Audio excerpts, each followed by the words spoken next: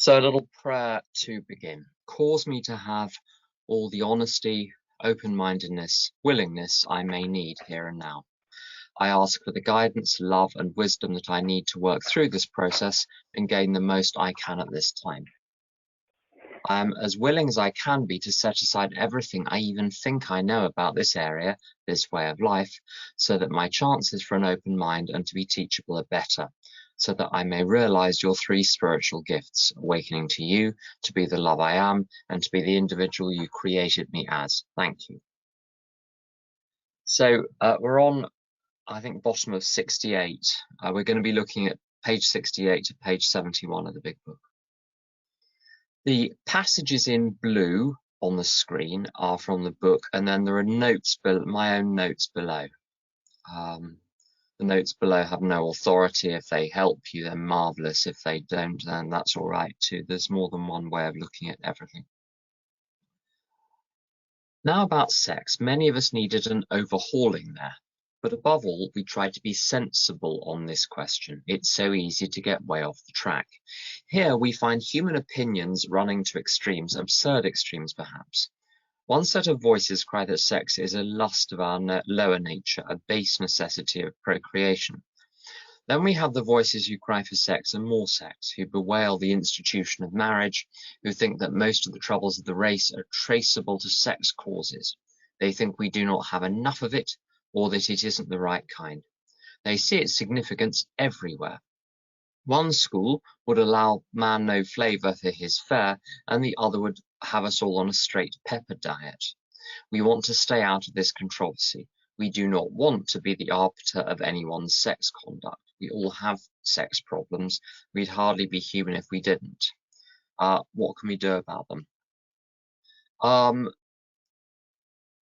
If you go to a lot of meetings, I don't know about you, but I've heard a lot of opinions about sex and romance and love, as people call it, and relationships.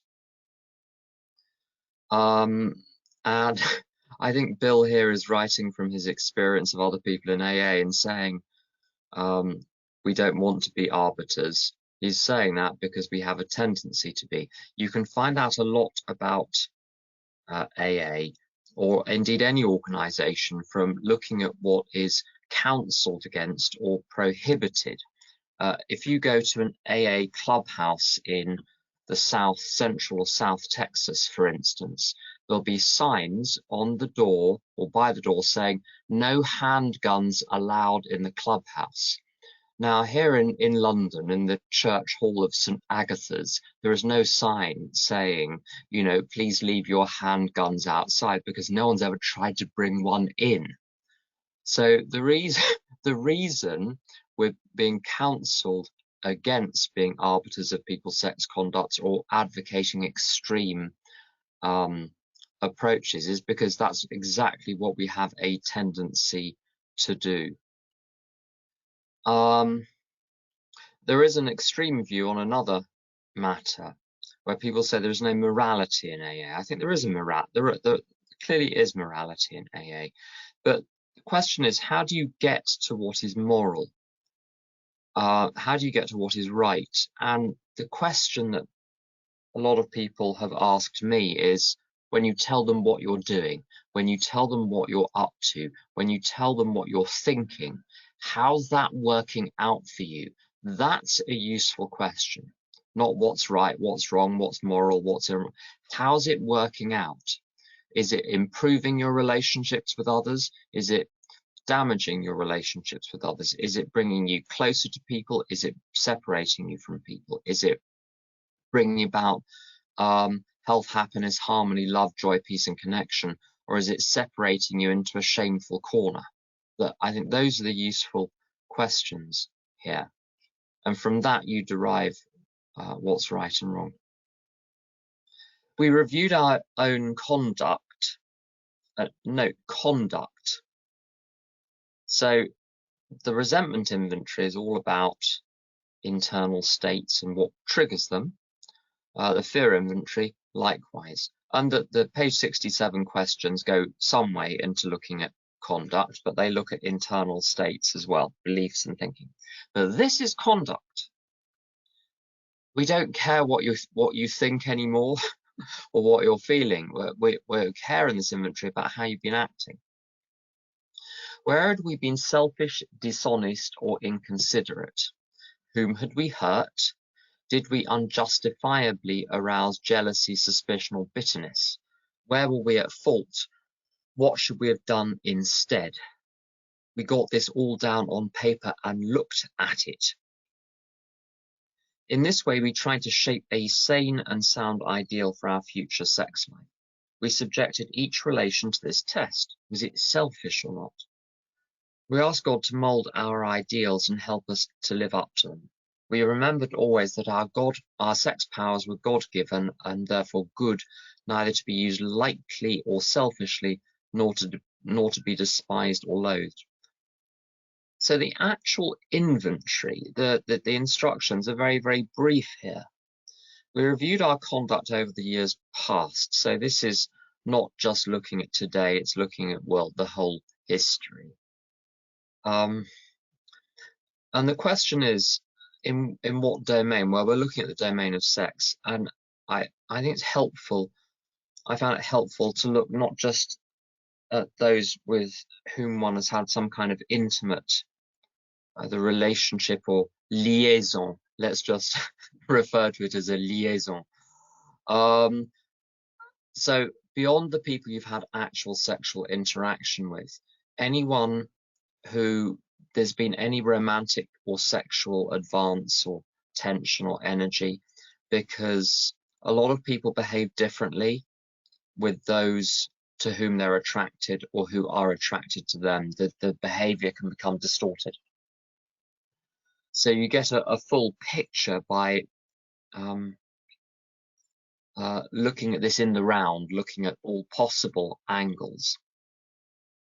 But to stop it being an endless exercise, what one can certainly do is group people. If there is essentially the same event, the same interaction with a couple of dozen people or a whole category of people, then look at that category of people and give some examples. As with everything else in inventory, there's no need to repeat yourself. In fact, you don't get points for the number of words that you write. You don't score anything for repetition. And certainly, sometimes people will have a problem with a whole sex. So they'll behave differently towards men than they do towards women. And that can be related here. And the questions are very straightforward. Selfish, dishonest, or inconsiderate. So selfishness is where I'm putting my interests above yours. Dishonesty is when I'm telling an outright lie, when I'm concealing something I should reveal. Just because something is a secret does not mean that the right thing is to tell everyone the whole time. So dishonesty is about concealing that which should and must be revealed. Distortion of the truth or trickery, scheming. Inconsiderate is where it's not very different to selfishness, but here I'm looking at the interests of others I failed to take into account. Whom would we hurt? It could be the person, it could be someone beyond them. There's often a chain of destruction. Did we unjustifiably arouse jealousy, suspicion, or bitterness? I think it's an interesting question, this. It's unjustifiably. Sometimes people arouse jealousy through absolutely no fault of their own. I've known people who go to a meeting and they get home and their other half is convinced they've been at it with someone at the meeting, and all they've done is gone to a meeting. There is nothing untoward happening. So we're looking at where one is unjustifiably arousing jealousy, suspicion, or bitterness. Where were we at fault? What should we have done instead? So these are very basic questions. And then it talks about, in this way, we tried to shape a sane and sound ideal for our future sex life. We subjected each relation to this test. Was it selfish or not? We asked God to mold our ideals and help us to live up to them. There's a very good American AA speaker who died a few years ago, quite a few years ago now, called Don P. from Aurora, Colorado. And when his sponsees would phone up with relationship problems, one of his answers would be, I don't know how to have a healthy, sick relationship. If the relationship is built on the wrong foundation, i.e. a selfish one, it's very, very difficult to make it work. I've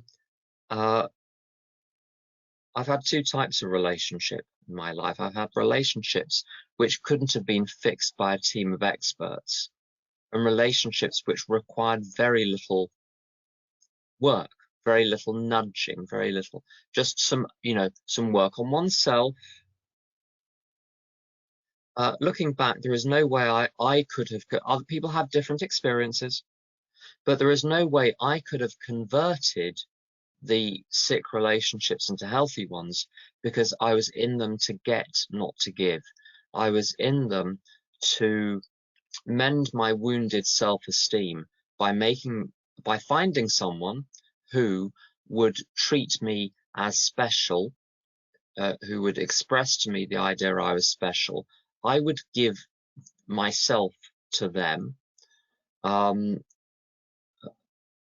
in return for them giving themselves to me. But because I thought there was something fundamentally wrong with me in giving myself to them, whom I thought special, I always knew at some level I was giving them a dud deal, that I was up on the transaction. So I always felt guilty and fraudulent.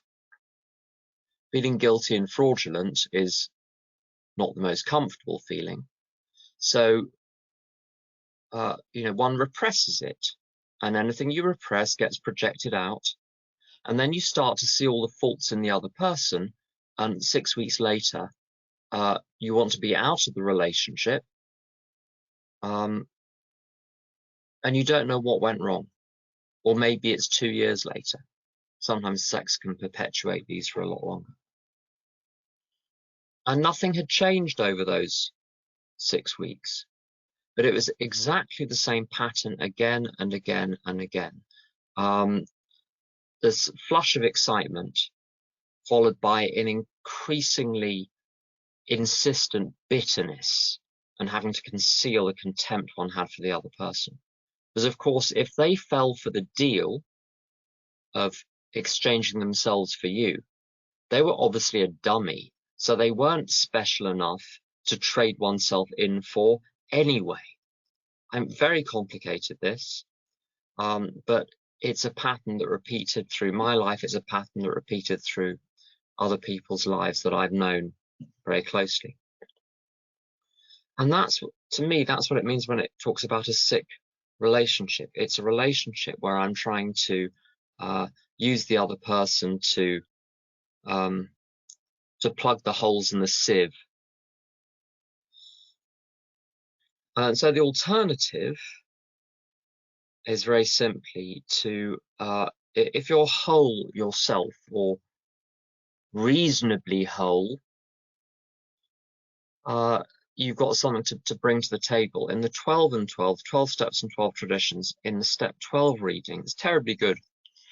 It talks, I think this must be in step 12. It talks about when boy meets girl, doesn't have to be boy girl, but when boy meets girl on AA campus, there's a whole section on it, and it talks about mental and physical and spiritual compatibility.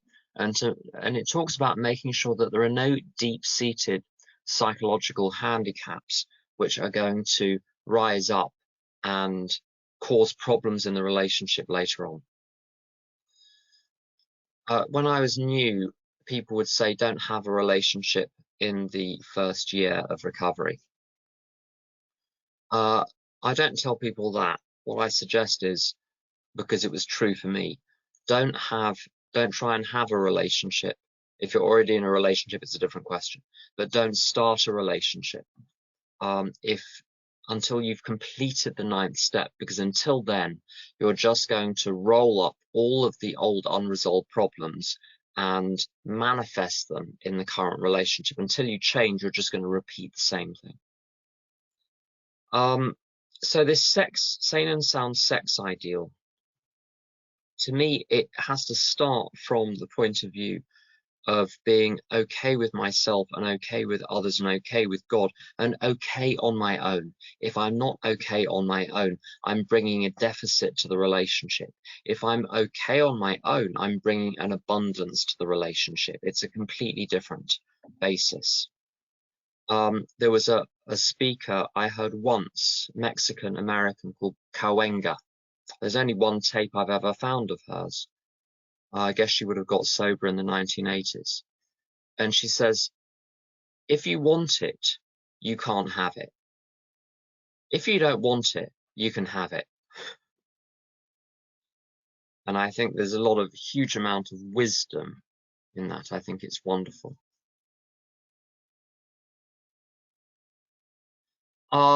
So let's just have a look at that. I think I've covered most of these notes. The sane and sound ideal. So what does it actually look like? People do this very, very differently. And it depends very much whether you're single and looking to date, whether you're currently dating someone, or whether you're in a marriage, whether you've been in a marriage for 18 minutes or 18 years. The sane and sound ideal is going to look very different. To me, the sane and sound ideal is a set of objectives in the relationship for what I should believe, what I should think, and what I should do. And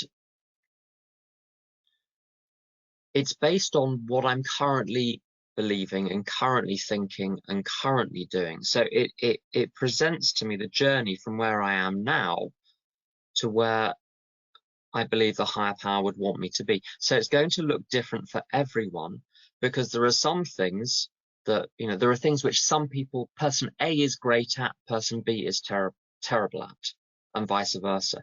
There's no point in having things on the ideal you're already getting right and doing well. So it's really a set of objectives to correct the things which are currently wrong. Because that's the case, it's going to be dynamic, it's going to change over time, because you're going to get the hang of some things and new problems are going to arise. What's so interesting here, it says, whatever our ideal turns out to be, we must be willing to grow toward it. We must be willing to make amends where we've done harm, provided that we do not bring about still more harm in doing so. In other words, we treat sex as we would any other problem. Now, the book's a little bit naughty here because it hasn't told us how to handle problems. It's presuming that it's already told us how to handle problems, and now it's saying, oh, here's another example of how. Let's look at sex. It's actually the other way around. In teaching us how to handle the area of sex, it's actually teaching us how to handle any other problem. So with any problem, this is what I'm looking at. I'm looking at, first of all, doing some inventory to find out where my beliefs, my thinking, and in particular, my behavior is wrong. Devising a sane and sound ideal. Another phrase which is used is a vision of God's will. It's from page 85. In the 12 and 12, it also talks in step 11 about if an architect is going to build a building, he needs a picture in his mind of the building before he builds it. And this is all about the same thing. It's about invoking the higher power to provide a roadmap for what I'm going to believe, what I'm going to think, what I'm going to do. And then all I need to do is the actions of the day which are in front of me. And if I don't know, I ask God.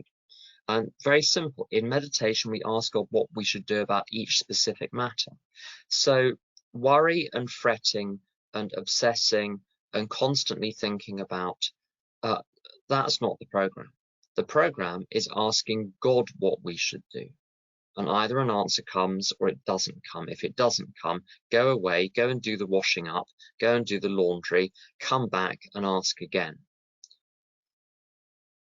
The right answer will come if we want it. It's one of the promises. what else? Yes, so this notion of growing towards it. So I'm expanding the discussion beyond the domain of sex specifically, and looking at any area is what we claim is spiritual progress, not spiritual perfection. You have perfection as the ideal towards which you're willing to grow, and it is having the ideal of perfection which enables growth. But any credit for the growth goes to God. If growth doesn't happen, it's because one didn't have the knowledge of God's will, or one didn't have the power to carry that out. So any deficit there, one must simply go to God. So, I mean, sometimes I block myself by, I wake up in charge of the universe every morning. Sometimes it takes me a while to realize that's what's going on. Have you ever woken up right about something? I wake up right about everything every morning. This will block you from the higher power, just FYI. I ask myself what I think about something, I tell myself what I think about something, and then I say, quite right. This is playing God. I shouldn't do that. I should ask God, what do you think about this? I'll get a different answer. Anyway, we have the ideal of perfection. We're willing to grow towards it. There's no point in beating ourselves up. That doesn't help, because guilt and shame increase the sense of separation from God and increase self-reliance. So anything that goes wrong, you surrender that up to the higher power immediately. And Brother Lawrence was very good on this. He was a bit cheeky, really. He said, if I've made a mistake, if I've got it wrong, if I've failed to demonstrate some virtue, if I've practiced some vice, it's because you, God, haven't given me the strength to do otherwise. If you want me to do otherwise, you're going to have to give me the strength. See you later. It's brilliant. God alone can judge our sex situation. Maybe you want to put that up on a banner in your home group. Just an idea. God alone can judge our sex situation. Counsel with persons is often desirable, but we let God be the final judge. We realize that final judgment is not about reward and condemnation. It's about sorting out the true from the false, sorting out reality from illusions. That's the final judgment. We realize that some people are as fanatical about sex as others are loose. We avoid hysterical thinking or advice. That's just good advice itself, I find. Someone who is hysterical with me is emotionally involved in the situation. If I get emotionally involved in the situation, my thinking and advice become hysterical. And I cease to be of use. I've got to rise above the problem to be of any help. What else do we have? Suppose we fall short of the chosen ideal and stumble. Does this mean we're going to get drunk? Some people tell us so, but it is only a half truth. It depends on us and on our motives. If we're sorry for what we have done and have the honest desire to let God take us to better things, we believe we will be forgiven and will have learned our lesson. If we're not sorry and our conduct continues to harm others, we're quite sure to drink. We're not theorizing. These are facts out of our experience. Stumbling. A lot of people, I've been a repeated stumbler in all sorts of ways, not just in this domain, but in other domains as well. And what matters is the sincerity of my realization I've done something wrong, even if it's for the 50th time.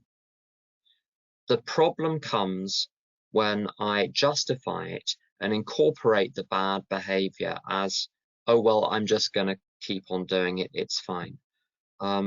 That's what opens me up to what Chuck C calls obsessions of the mind and other, basically risk of drinking and other behaviors. to sum up about sex, we earnestly pray for the right ideal, for guidance in each questionable situation. Don Fritz would say, how do you know if a situation is questionable? Well, I know a situation is questionable if I'm involved in it. Then it's questionable. So we pray for sanity and for the strength to do the right thing. We don't pray for relief or for the temptation to go away. We pray for strength to do the right thing. Now, this is useful with any kind of acting out. If you wait, if you want God to remove the impulse to act out, you're going to be waiting a long time. If you pray for the strength to do the right thing, even though the impulse is there, you'll get the strength. If sex is very troublesome, if any obsession is very troublesome, we throw ourselves the harder into helping others. We think of their needs and work for them. Footnote for the Al-Anons, bearing in mind we must only do for others what we must do for others because they cannot do it for themselves. So this has to be tempered by the instructions in the detachment sheet, which basically help us make a distinction between good helping and bad helping. So stuff which is genuinely of service versus fixed change control, which is the wrong type of helping. This takes us out of ourselves. It quiets the imperious urge when to yield would mean heartache. So I'm not going to read the last bit because we've got some lots of people to share. So that's really all I've got. There are lots and lots of extra notes to read in what I imagine to be your copious free time. So I'm going to invite people to share on this now. Osho, would you like to come in?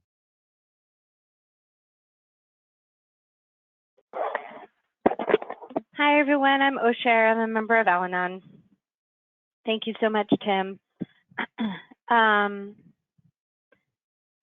So my first sex inventory, I didn't have anyone written down because I thought that I was as white as snow. It was a fourth step that I did that I really didn't understand the purpose of the fourth step and didn't understand looking at myself. I thought it was all about what everyone else had done to me, and that's why I had resentment, fears, and so on. And so I really didn't get this part. My second fourth step, I already had people on it. And my most recent one, as Tim said, it was suggested to me to list anyone, whom I had sexual attention with and so on. And so it was a much more thorough inventory this time around. When I do this inventory, I tend to make a table. I list the person's name and I list all of the questions across the top, and then I answer the question with regard to each person. And that's been very helpful to me to see a lot of patterns and how I'm doing the same thing over and over again in various relationships and even in fantasized relationships and relationships that really only exist in my head. And finally, I want to share that I really love my sane and sound ideal for that came out of the sex inventory. I read it daily. I find it extremely helpful. I will say, because I've heard this from other people in program, that for me, the sex inventory is not about whom I'm seeking in my sexual and romantic relationships, but who do I want to be when I'm relating to others in these types of relationships. And actually, my sane and sound ideal for sex relationships has become my sane and sound ideal in relationships in general, of how to relate to other people. And so it's become something that really I look to in my interactions overall. Thanks. Thank you. Emma, would you like to share? Thanks for that. Thank you for explaining it so clearly, Tim. Hi, my name is Emma. I'm a grateful member of S-Anon. This is really tough for me. I am incredibly uncomfortable, and I'm doing this because I sat with it and I decided that this is something that I feel God would have me do. I'm trying to do God's will here. So I need to remember something very important about this sex inventory, that it's my own conduct. And I should stress that, maybe underline it. It's my own conduct, nobody else's. As I did with other areas, I put it down on paper. I did what was asked of me. I wrote down the questions. I answered them as best and as honestly as I could, with a lot of prayer on my lips. The things I needed to remember was that 1, God alone can judge the sex situation, only him. And 2, to remember that always that our sex powers were God-given and therefore good. These 2 things were very, very important to me. And actually, I had them written at the top of my sex ideal every day when I did them. And it was an experience that I'm very grateful for, and very grateful for my sponsor's guidance through it. I had an interesting experience of sharing it with 2 other people, and that gave me a lot of clarity too. They were very honest and open with me, and I think that helped me to be probably the first time in my life honest and open with this area. So the sane and sound ideal, that again was done with an awful lot of prayer on my lips. That prayer mold our ideals and help us to live up to them. I found that so incredibly helpful. I did an exercise, I was told by one of these people I shared with, of a mind map, and to put the person I had in the middle, and to put off all the things that I wanted to bring to the relationship, not them, me. I wanted to be Mrs. Right, not for them to be Mr. Perfect or whoever it was, because I did this with lots of different close relationships. Some things were really weird, because I would say one thing with one person and then completely the opposite with another. And I thought, gosh, that's really strange. But I realized, no, it's not, because with one person, I needed to be more giving and more loving. And with another person, I needed to step away. And that was loving and tolerant in that relationship. I felt a bit like a child doing this. This was all new experiences, new learning. Again, I'm very grateful. I have lots of people in my life that I'm willing to be guided by, have counsel from. It was between me and God. I didn't need to be told what to do, but I did need counsel, and I did need to have people who had these good relationships that I see, and the way they speak, and the way they speak to their spouses, the way they speak to their parents, how I hear them. That's what I wanted in my life. So I'm willing to go to people who have the recovery and to ask for that, because I think that's of huge value. I think one of the other things that spring to mind here is motive. I have to be honest with my motives in all these relationships. I have to ask myself, what am I really bringing here? What do I really want here? What am I doing with this? To be truthful and honest, and not to pretend, because I'm very good at pretending that everything's perfect and peachy. So I think for me, one of the keys of this ideal was, if at first I don't succeed, try again. It's okay to get it wrong. I try my hardest to do what God wants for me. And I think with that sentence of being forgiven, that I just have to keep trying, that I just have to be there, be present, willing to do his will. I don't have to get it right. And I'm very grateful for that, because if I had to live up to that perfection, I don't think I'd even start. I'm the kind of person before who had to hit it. I had to be number one. And the fact that I'm given kind of permission that it's okay if I don't get it right, but to aim for it. They say if you aim for the stars, you might make it to the moon. But if you aim nowhere, you end up with your face in the mud. And I think that's, for me, was really something to hold on to. What other thing that sprung up was this answer to all my obsession to help others. It says in the handout, and in the way God wants me to, not my way. And it's a lesson for me to learn, really. Clancy said in one of his talks, stop, pause, ask God. That's it. That's it. That's all you have to do. And it brings to mind an analogy that I heard on a talk, that if a tree is planted in my soil and my bark is painted with character defects, and the leaves are resentment and fear and shame and guilt, it's not such a pretty tree. It's a pretty ugly tree, and it's mostly because of me. All because of me, really. Program says to plant the tree in God's soil, and then the character defects won't be there. the leaves become beautiful with love and kindness and tolerance and patience and cooperation. And that's the point, really, to plant it in a new soil, God's soil. Go to God all the time. Ask God, what is your will for me? And I think for me, that is stop doing what I was doing. Plant myself deeply in his soil, ask for help, pray, look for the answers. If I don't come, like was said, go mop the floor, come back, try again. Then I get to change in the way he wants, doing his will. And my tree truly becomes beautiful, like he always really wanted it to be. And that's big for me. Thank you for listening. Thank you. Elisheva, would you like to share? Hi, my name's Elisheva. I'm a member of S-Anon and Al-Anon. S-Anon is a 12-step fellowship for family and friends of sexaholics and anyone that's been affected by someone else's sexual behavior. When I first came to S-Anon's program, there were lots of things about myself that I was unaware of, but one of the few things that I was aware of is that I have issues with sex. I just didn't know what I was supposed to do with them. When I first started working the steps with the Big Book, I realized that I need to identify with the alcoholic problem in order to be able to say if I do what they do, I'll get the same results that they did, a spiritual awakening. And I identified with the allergy and the mental obsession, and those two things led my life to be unmanageable. And I felt that I needed to do that same thing here. I needed to identify with the problem around sex so that I can say if I do what they did, I'll also have a spiritual awakening here. And I found myself on the spectrum that Bill speaks about here. It's a very, very wide spectrum. One set of voices cry that sex is a lust of our lower nature, a base necessity of procreation. And the other side, the voices who cry for sex and more sex. So it was very easy for me to find myself there. And I would assume that anyone can find themselves in the sentence, we all have problems with sex. So if you have any problem at all, this inventory can help. And I found that it did for me. I thought my issues with sex were much bigger than any other issue I had, and that I would need help beyond what the 12 steps could offer.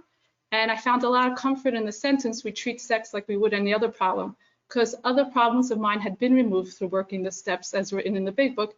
And that gave me hope that if I worked the inventory as written in the Big Book, I would be relieved of this problem also.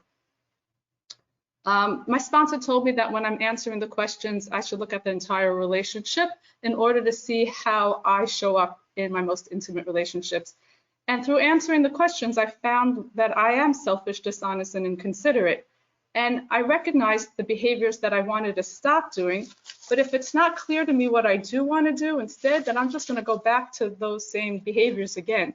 And so I needed a sane and sound ideal. I needed it to be very clear to me in order to know where I'm headed towards. And for that, I needed to take the time for prayer, meditation. I needed to get counsel. One of the things that I was told to look for is where I can be giving rather than getting. And I had come into my relationships feeling very entitled. I thought that the addicts take and take, and I give and give, and that they owe me. And one of my favorite Anne Lamott quotes are, we think we're starved for what we are not getting. We are actually hungry for what we are not giving. And in the Big Book, it says, whatever our ideal is, we must be willing to grow towards it. So the ideal is it's like the top of the ladder, and I want to grow towards that. A lot of people work very efficiently to get to the top of the ladder, only at the end of their lives to find that they put the ladder on the wrong side of the house. So in order to avoid that, I want to start off knowing where the ideal is and then work efficiently to get there. Suppose we fall short and stumble. Well, if I were to write an ideal that I would never fall short of and never stumble, it would have to meet me where I am right now. And that would be really, really setting it low. And where's the growth there? So if I'm setting the ideal on the top of the ladder, then obviously I'm going to fall short at times and stumble. And that's why we have inventory. I can ask God to show me where my mistakes were, what my corrective measures are, and work towards that. The Big Book then gives us a format how to solve the problems with sex, which we can use for solving any problem. And it's the exact opposite of how I used to deal with problems. If I had a problem, then I thought I need to verify all the possible solutions. I need to get into action. I need to do. And here it says to pray for the right ideal. And so anytime I have something that I define as a problem, I need to turn to God and talk to him for guidance in each questionable situation, because I ideally would like to use every questionable situation as an opportunity to grow closer to my ideal. for sanity, and one of the definitions we gave of sanity is to know that I'm one with God. And when it's clear to me that I'm one with God, then I know that there's no problem. And when I know that there's no problem, my mind is quiet and I can hear God's guidance. I know intuitively what to do. And if nothing's coming, it means I don't need to do anything. And strength to do the right thing, because obviously on my own, I don't have that. If sex is troublesome, we throw ourselves more into helping others.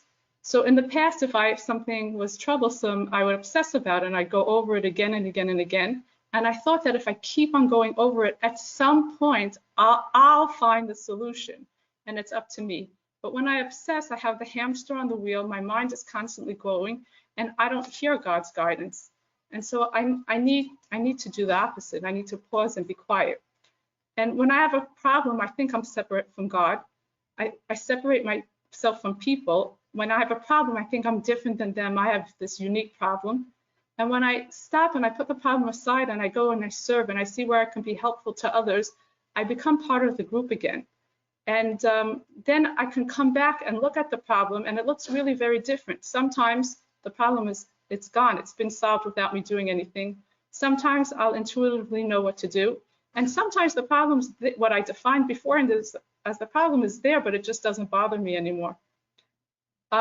And I found that when I have a problem in a relationship, after I've written the ideal, then I can just go back up to the ideal and look at it. Either I've stopped keeping to the ideal or it's time for my ideal to grow. And one last thing about being the arbiter of other people's sex life. So ego's primary purpose is to maintain control over me. And it does that by trying to separate me from God. But since I'm spirit and I'm a part of God, wherever I go, God is with me. So ego actually can't separate me from God. All it can do is separate my thoughts from thinking about God by distracting me. And one of the ways it does is by criticizing and judging. And one of the things that I tend to criticize and judge people on is their sexual behavior. And so when I can put it in perspective, I know it's just another way of ego trying to distract me. When I'm watching my mind and I see them judging people in this area, all I need to do is turn back to God, ask him to help me be in the here and now, and then gently and persistently bring my mind back to the here and now. I'll end it with that. Thank you. Nicole, would you like to share? My name is Nicole. I'm a member of AA and Al-Anon and S-Anons. Thank you for all the shares today. Yeah, because yesterday we went through the sex ideal, and I think the only thing I really need to add is that, you know, I've written down the ideal, and I refer back to it, and it is about me, my behavior, less about the other person. It's beautiful when the other person reflects that back. So when I see that, then that's why I know I'm going in the right direction, I guess. But I think that intuitive sense is really important. So I think going through the rest of the steps and putting somebody else before yourself by doing 12-step work really helps me get into presence, you know, because I need presence in order to hear the voice of God. I can write down all these things all I want, but it's really an experiential program where God's going to guide me. And the best thing I know what to do is to sit in front of another woman, go through the steps. And then also when I'm sitting in front of a man, if I'm dating a guy or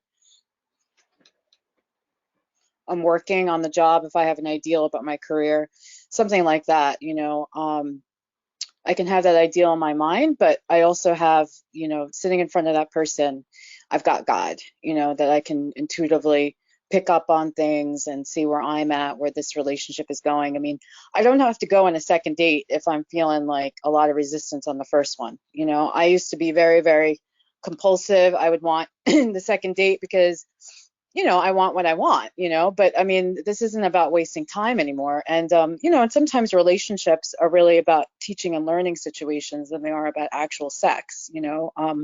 So I've kind of switched it over to seeing like, what's a spiritual lesson versus, you know, what I want to get out of this relationship, I guess, in the material sense, as far as security.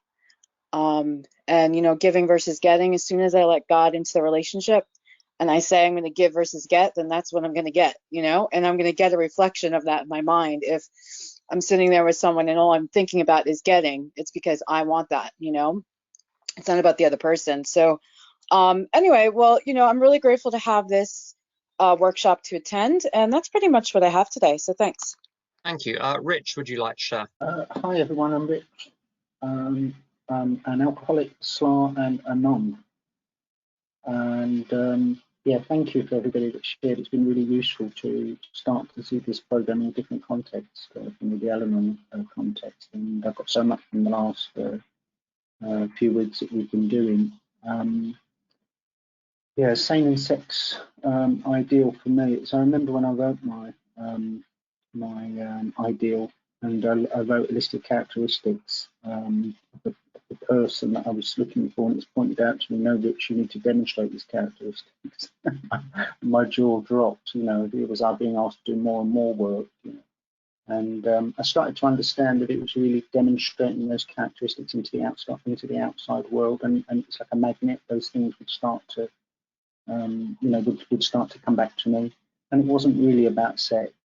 It was more about relationships. You know, this inventory is not really about sex. I'm not concerned, as it says, with you know, what you're up to, whether you like being tickled or not. It's more about you know, intimate relationships. And it's the same with the ideal. One of the things that helped me also was to understand this word sane kind of creeps in there. Nobody really kind of talks about that, and that was of interest to me. And it was suggested to me by my sponsor that you know, this has to be something that's achievable. It has to be something that is doable. It has to be something that you know, yes, I can work towards, but it's not out of reach. And it was also pointed out to me that this same idea can change. You know, I can evolve it and grow it, and my relationships have changed as a result of that. You know, I see relationships completely different. I like this thing that was shared this morning. Am I in a relationship to get or to give? Because I can forget that very, very quickly. That kind of just kind of goes to the back of my mind. And you know, I think I need to kind of sit with myself today and go through my relationships, and because, you know, selfishness is the root for me, the root cause, and that can very, very slowly creep back into all of my relationships and all of my friendships, and then things start to go wrong, and I wonder why. So yeah, thanks for letting me share. Risey, are you there? Hi, it's Risey. Thanks everyone for your shares. I'm Risey, I'm a grateful member of S-Anon. I really appreciate everyone's shares, and it came up a lot. For me, I want to share that what I started to learn with this sex inventory was communication was a very big one for me, and honesty. Seeing where I can move forward in my spiritual growth without letting the sex get me back, because sex was a very big problem for me. I didn't think it was my problem. I just wanted to blame everyone else, and really what I wanted to, when I started this program, I wanted to be more connected, joyous, and less resentful and blaming. Just doing what my sponsor asked me to do, and seeing my part in the relationship, realizing that I'm being dishonest, insincere, inconsiderate. I wasn't trying to manipulate the sexaholic. It was hard for me to see all that. But seeing that I had a part in enabling, or seeing that I wanted to, or I didn't know where I finish and he begins, was just something that set me into this journey of spiritual growth, to see what I can do to make my life more easier. And just really it was nice to see that what I can write in what I wrote in my sane and sound ideal, where I can move forward, what I want my life to be, or what I want my relationship to be with my husband or with other people. And to do it with my higher powers, help, praying, just trusting the process, taking actions, came up for me healthy boundaries, and still taking care of my needs. For me, it was just a lot just to be able to be honest, even talking to my sponsor a lot about this, because taking away that guilt and shame, to be honest to my sponsor was a big one. Like, just to be, at least I knew like she didn't judge me for it, and just to get through it. and it really helped me to do the sane and sound ideal for other areas, like generally in my life, other relationships and marriage, finances, and parenting, and it was helpful, and I still look at it usually every day. Thank you for listening. Thank you. Devori, are you there? Yeah. Hi, I'm Devori, a grateful member of S-Anon. Thank you for all your shares. This was a tricky topic for me. I remember when I got to this when I was doing the 4 steps, and I thought, well, this page, yeah, it's about sex. I don't have any sex problems. I'm just surrounded by people who have sex problems, and that's my problem. And I was working this through with my sponsor and start seeing it's not about everyone else's conduct. My inventory is my inventory, and I won't really get anywhere or start growing until, like with the resentments, I take my own inventory and not other people's. And to start reviewing my conduct was actually very uncomfortable for me in this area. But I put down these questions on the page: selfish, dishonest, and inconsiderate. Who have I hurt, and did I unjustly arouse jealousy, suspicion, or bitterness? And I prayed. And things came up, and there were things for me to look at, and I could see that the problems in my relationships were mainly my conduct and not anyone else's, which was, it was fascinating news for me the first time around. And the writing ideals was actually an amazing experience for me. I suddenly saw how much that the relationships depend on me. And when I could put down how I wanted to be, and then turn to God with that, there wasn't, I wasn't living with bitterness and resentment and frustration with other people and self-pity, victimization. I didn't feel like I was everyone's victim anymore, which was a very cool character defect for me before this. So my ideals, they're not where I am at the moment, but when I'm working with them and turning to God with them, I have, I know where I'm going, I know where I'm heading, and I have goals, and I have a way of getting there instead of thinking that, my life's unmanageable and it's everyone else's fault. I identified what was shared about turning to God and then letting go. I also used to think that if I have a problem, I need to obsess about it long enough and then I'll solve it on my own with my wonderful mind. And when I'm obsessing and chewing something, there's no room for God to come in because I'm not open. I'm completely closed. I'm not got any open mind. I'm not available for any new insights. I feel the insights all there.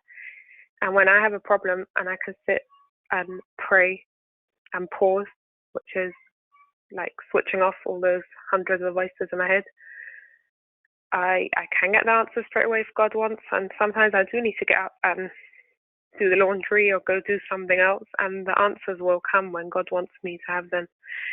And I think this is a very empowering part of the inventory for me. I think there was a massive change, a massive shift in my relationships. I think that happened as soon as I started doing this work, honestly, and turning to God with my relationships. No, it's not perfect straight away, but that shift in perception was a wonderful gift for me, and I'm very grateful for it. Thank you for listening. Thank you. That's pretty much all we've got time for today. Have a look at the link I've posted to Earl Purdy and Anna Kajawa, who are Course in Miracles teachers. And Course in Miracles is not a religious text. It uses Christian idiom, but only because it was devised in a largely Christian countries. Christians hate it. So, you're kind of safe there. So there's no religious doctrine there. There are just ideas about how we relate to the higher power and how we relate to each other. And so don't be off-put by the language appearing to come from one tradition or another, because the ideas transcend that. Earl and Anna are exceptionally wise when it comes to relationships and the secret wires and springs behind relationships, particularly these so-called special relationships, which are about ego entanglements with other people. You know, the Hallmark Channel is basically a channel for films about special relationships. Western civilization is very interested and thinks they're very good. Anyway, that's just a little aside, really. Numbers have dropped, but that's to be expected during step 4, particularly during this what can be a rather distasteful inventory. It's been lovely today, but I've had some experiences over the years where people are recklessly honest rather than rigorously honest. But anyway, we've been spared that today. Step 5 next week, slightly safer territory, so do spread the word. Would you please help me close the session today, unmuting if you care to, using the Serenity Prayer. God, grant me the serenity to accept things I cannot change things, courage to change things, and wisdom to know the difference.